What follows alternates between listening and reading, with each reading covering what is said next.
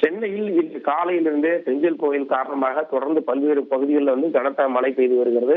இந்த நிலையில தான் முத்தையால்பேட்டை பகுதியில தொடர்ந்து பெய்து வரும் மழை காரணமாக அந்த பகுதியில் உள்ள ஒரு ஏடிஎம்மில் வடமாநில தொழிலாளி சந்தன் என்பவர் பணம் எடுக்க சென்றிருக்கிறார். அப்போது ஏடிஎம் முன்பாக உள்ள ஒரு கைப்பிடி இரும்பு கம்பியை ஒன்று பிடித்த போது அதில் மின்சாரம் தாக்கி சம்பவ இடத்திலேயே பலியாகியிருக்கிறார்.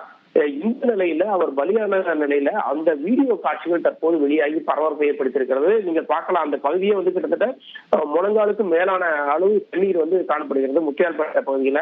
இந்த இடத்துலதான் அவர் ஏடிஎம்ல நடந்து சென்று அந்த பணத்தை எடுக்க முயன்ற போது அருகில் இருந்த அருகில் இருந்த அந்த கம்பியை பிடிக்கும் போது அதில் மின்சாரம் தாக்கி அவர் சம்பவ இடத்திலே உயிரிழந்துட்டார்.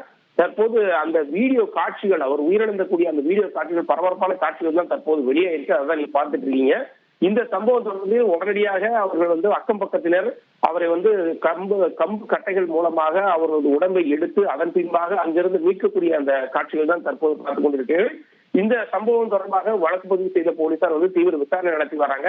இதனிடையே அந்த பகுதியில் தண்ணீரின் அளவு அதிகமாக இருப்பதால் அந்த பகுதியை சுற்றி மின்சார இணைப்பு துண்டிக்கப்பட்டிருக்கிறது. பொதுமக்களுக்கு ஏதேனும் ஆபத்து ஏற்படாத வகையில அந்த மின் இணைப்பு துண்டிக்கப்பட்டிருக்கிறது.